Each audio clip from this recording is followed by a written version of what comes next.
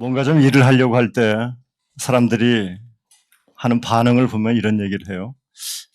목사님, 나 같은 사람은 좀 안 했으면 좋겠어요. 내가 좀 실력이 안 돼요. 그렇게 나는 내 주제를 알아요. 나는 잘 못해요. 이렇게 스스로를 자꾸만 겸허하게 또 지나치게 또 비하시키는 분들도 꽤 볼 때가 많습니다. 그런 일들은 조금 나보다는 좀 난 사람들, 돈도 있고 나보다 좀 더 많이 배운 사람들이나 하지 나 같은 사람이 뭐 할 수 있겠어요 라고 그렇게 생각합니다. 뭐 이리저리 봐도 별로 잘난 구석이라고는 찾아볼 수 없다고 생각하니까 그렇게 표현했겠죠. 1세기 크리스천들 가운데 예수님의 제자들도 그랬습니다. 예수님의 제자들 그 당시에 이 사람들의 직업이 뱃사람들이었거든요. 회상으로 볼 때는 그렇게 잘난 사람들이 아니었어요. 그래서 사람들은 1세기 크리스천들 베드로나 뭐 이런 사람 안드레 이런 사람들 향해서 뭐라고 불렀냐면은 아그람마타라는 별명을 붙였어요. 아그람마타, 불황무식한 놈들이란 뜻입니다.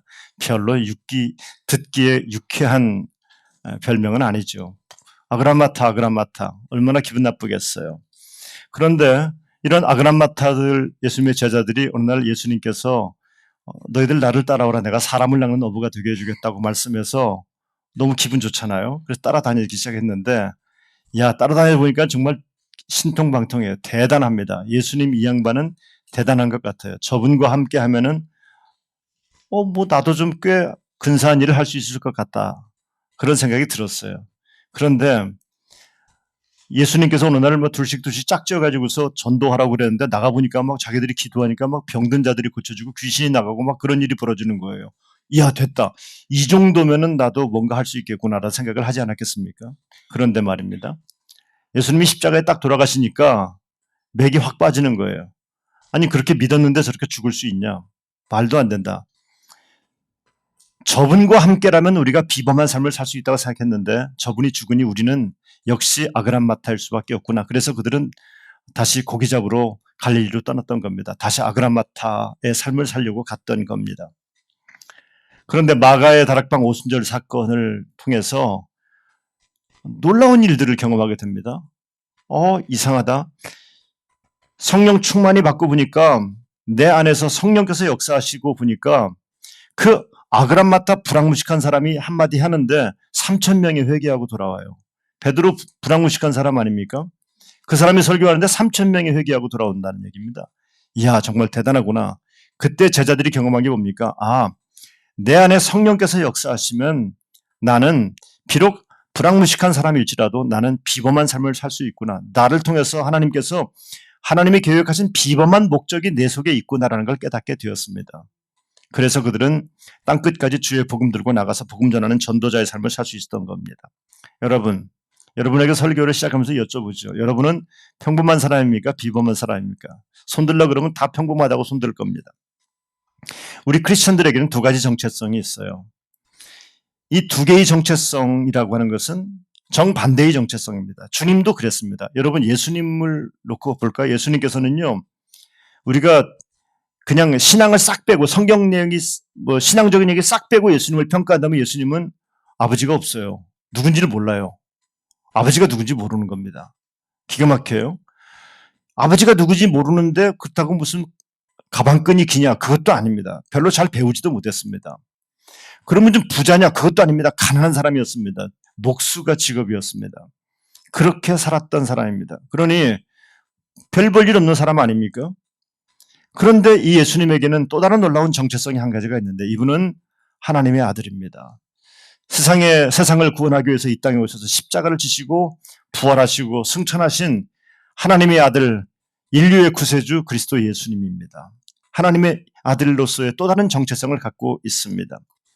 인간적 입장에서만 본다면 예수님은 몽상가와 같은 겁니다. 몽상가.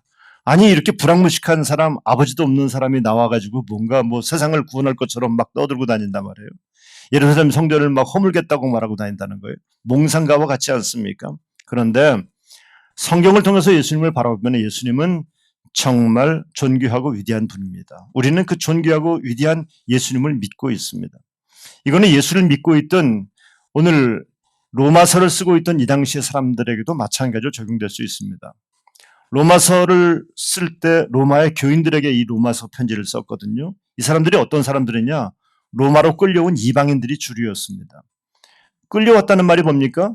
노예라는 겁니다. 노예가 주류였어요. 또 하나는 뭔가 빚을 져가지고서 빚을 다 못 갚으니까 노예가 된 사람들. 하여간 노예가 주류인 교회가 바로 로마의 교회였다는 겁니다. 근데 이 로마의 이 사람들이 예루살렘에서 성령 충만을 체험했던 유대인들이 로마로 이주해가지고서 그들에게 그리스도 예수를 복음을 전하거든요. 그 복음을 듣고서 그들이 예수를 믿기 시작해서 만든 교회가 무슨 교회냐? 이게 바로 로마의 교회입니다. 문제는 어느 날 로마의 황제가 로마에 있는 유대인들에게 겁을 줘요. 다 떠나라고. 유대인들은 다 로마를 떠나라고 말합니다.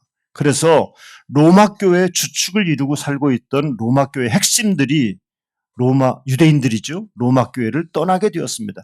누구만 남습니까? 노예들밖에 남지 않았습니다. 변두리들밖에 남지 않았습니다. 그동안 핵심적인 일은 누가 했어요?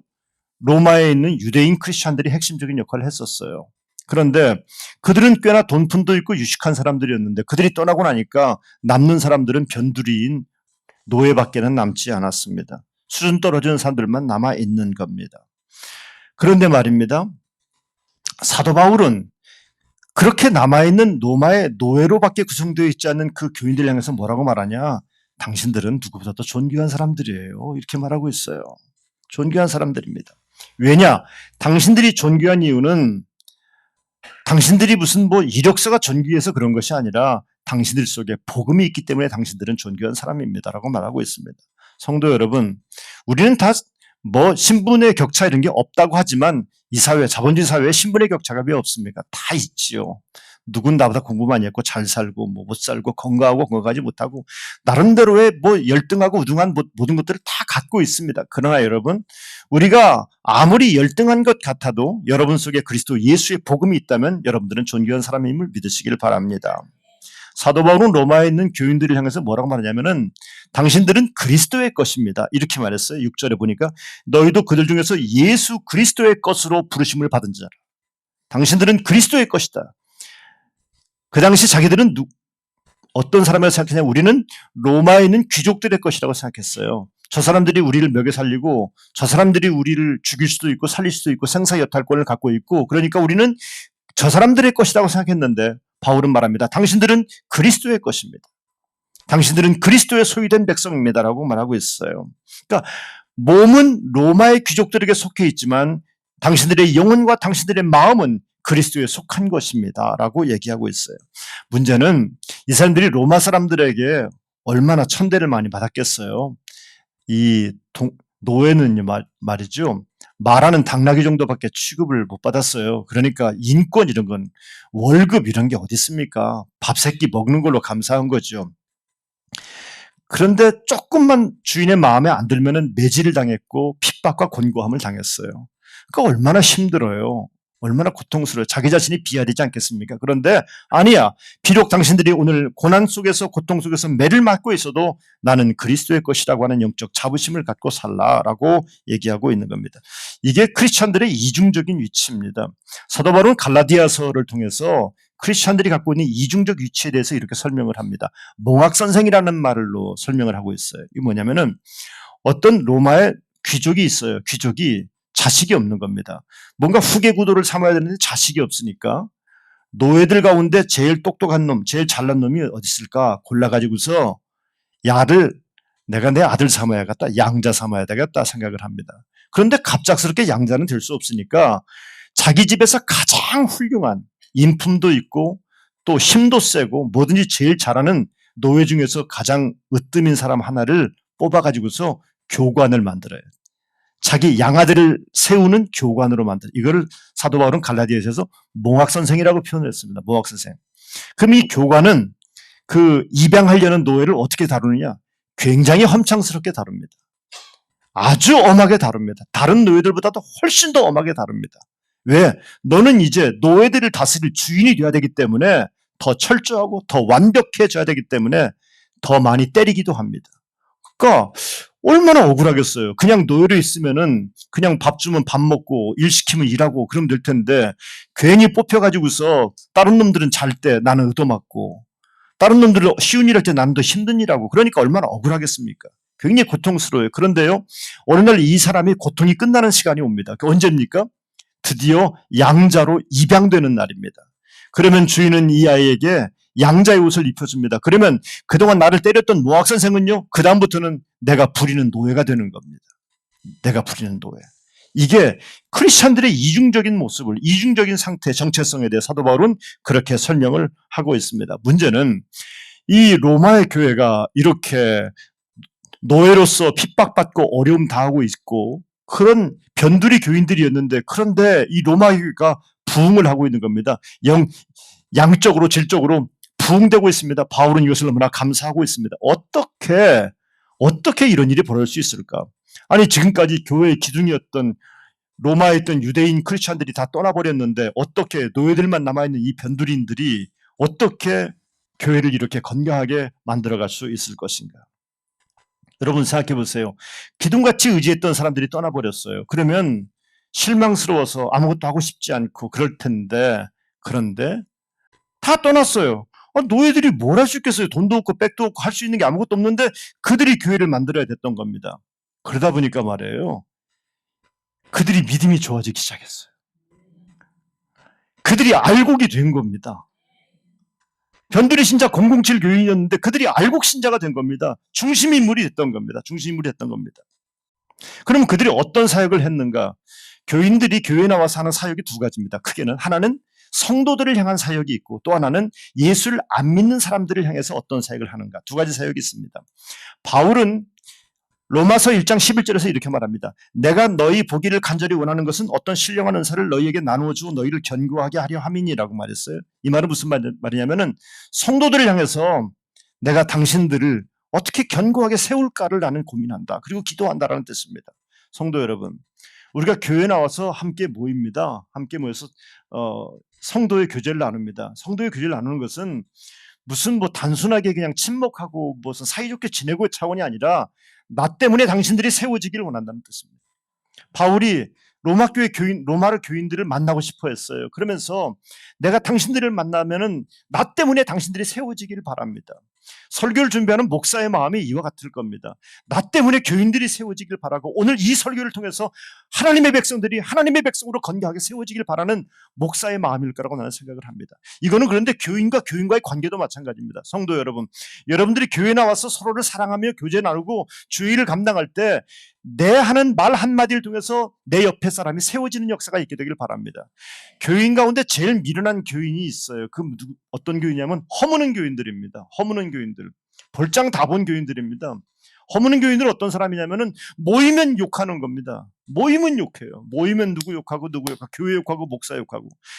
여러분 생각해 보세요. 여러분의 아들 딸들 앞에서 밥상머리에서 목사 욕해 보세요. 교회 학교 교사 욕해 보세요. 그리고 이 아이 보고 교회 열심히 다니라고 말할 수 있어요? 교회 열심히 나가라고 하는 게 미친 부모 아닙니까? 아니, 교회 학교 교사 욕해 놓고서는 가서 교회 학교 왜 안 가냐고 욕해요? 말이 됩니까? 말이 안 되죠. 나 같아도 그 교회 안 다니겠어요. 예수 안 믿겠어요. 여러분들이, 부모님 여러분 정신 똑바로 차리세요. 교회학교 교사를 우리 교회학교 선생님들이 합니다. 선생님들이 무슨 신학교육을 받은 분들입니까? 무슨 완벽한 분들은 아니잖아요. 뭔가 좀 부족한 것들도 있을 거예요.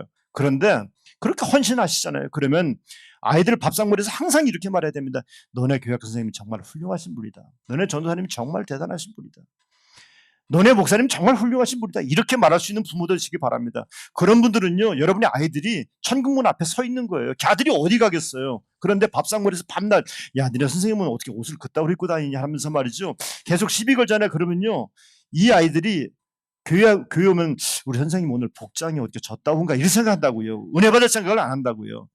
예수 처음 믿는 사람을 전도해 왔습니까? 그러면요, 교회를 축복하고 교회를 사랑하고 목회자를 사랑하고 성도를 사랑하는 얘기를 해야지만이 이 교인이 건강하게 세워질 수 있는 거예요. 거기다 대고서 뭔 교회가 요따구로 돌아가는지 모르겠다는 둥 무슨 교인들마다 요즘 교회가 왜 이 모양이라는 중 밤낮 이런 소리만 해보세요. 그러면요, 보이지 않게 여러분들이 암살자가 되는 겁니다. 누군가를 죽이는 겁니다. 영혼을 죽이는 겁니다. 그 사람이 교회 나오겠어요? 나 같으면 교회 안 다녀요. 그런 사람 들으면서 그런 전도 받고 교회 안 다니겠다니까요.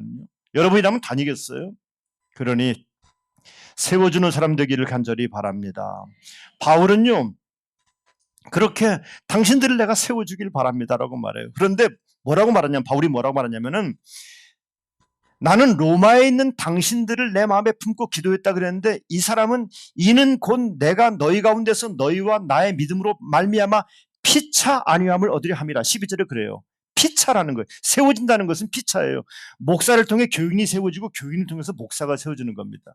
여러분, 교인이 목사를 안 세워주는데 목사가 세워줄 수 있겠어요? 목사가 교인을 안 세워주는데 교인이 설 수 있겠습니까? 그런데 이것이 피차에 세워져야 된다는 얘기입니다. 바울이 서신을 보면은요, 아리스다고라는 인물이 나와요. 참 재미난 인물입니다. 별로 두각도 안 나타나요. 그냥 옆에 항상 함께 있는 사람이에요. 바울 옆에 이렇게 서 있는 사람이에요. 아마도 바울은 이 아리스다고 얘기를 할 때마다 이런 생각이 들었을 거예요. 내 옆에서 항상 의지했던 사람, 교인인데 항상 곁에서 뭐 필요한 거 없수? 라고 물어본 사람이었을 거예요.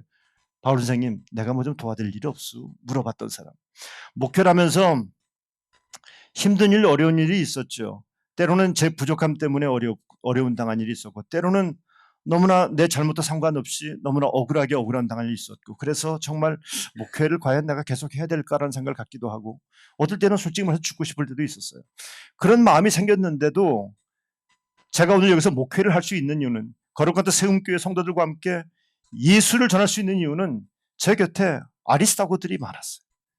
저에게 목사님, 제가 목사님에서 기도하고 있어요. 목사님, 제가 목사님을 위해서 기도하고 있어요. 얼마나 힘이 드는지 몰라요. 목사님, 힘을 좀 내세요.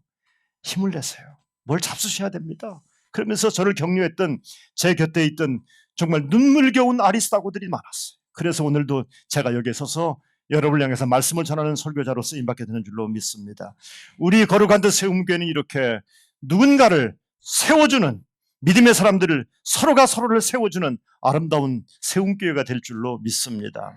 또 한 가지, 믿지 않는 사람들과는 그러면 어떤 관계를 맺어야 될까 했을 때 사도 바울은 14절에서 말합니다.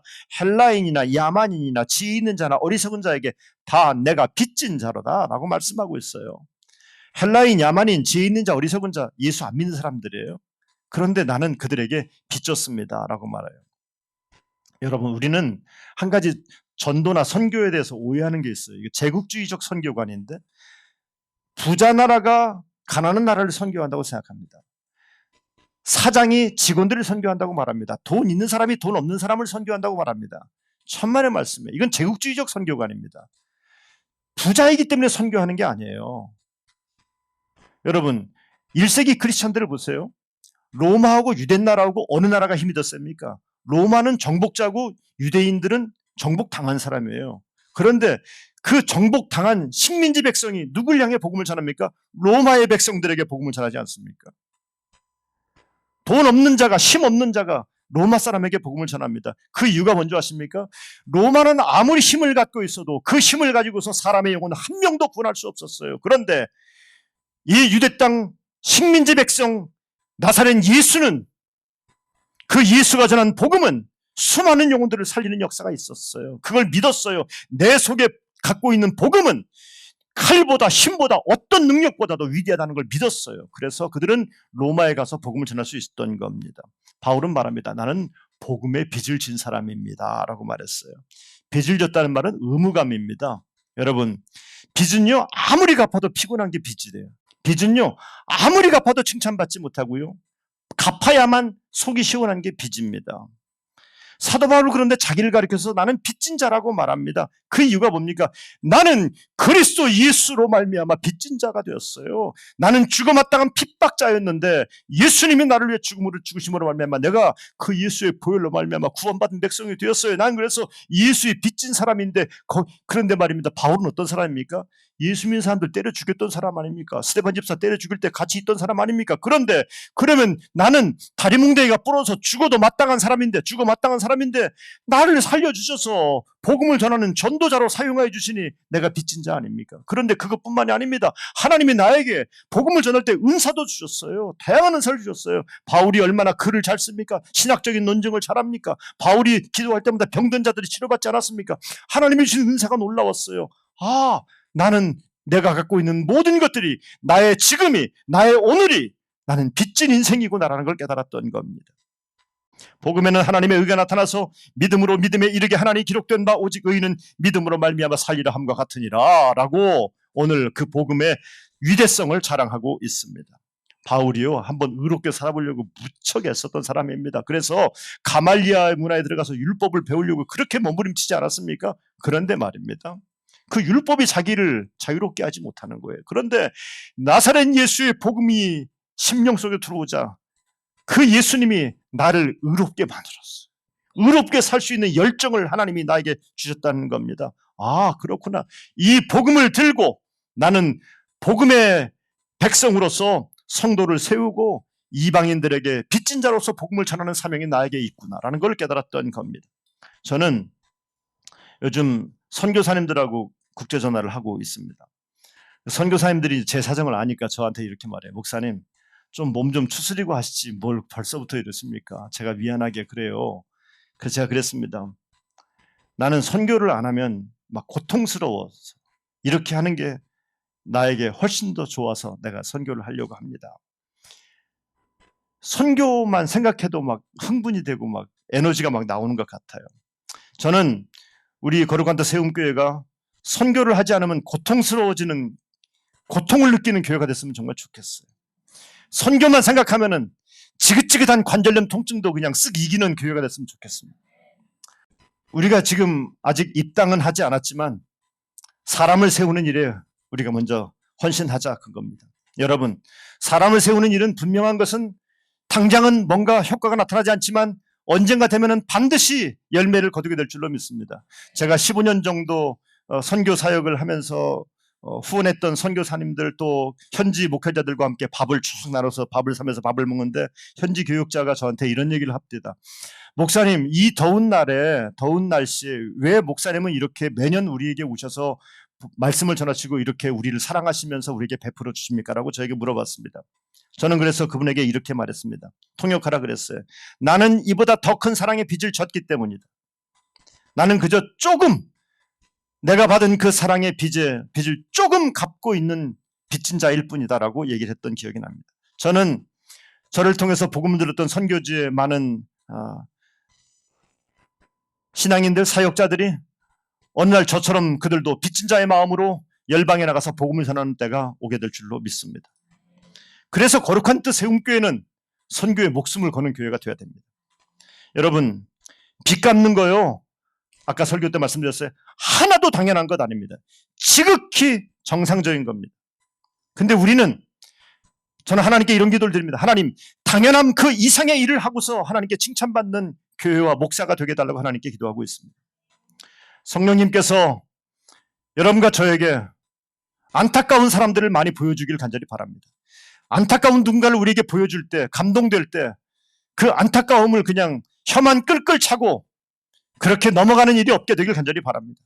하나님이 우리의 마음에 감동을 주실 때, 그걸 보여주실 때 빚진 자의 마음으로 복음을 전하고 사랑을 전하는, 누군가에게 사랑을 나누는 우리 거룩한 뜻 세움교회가 되기를 주님의 이름으로 축원합니다. 축원합니다.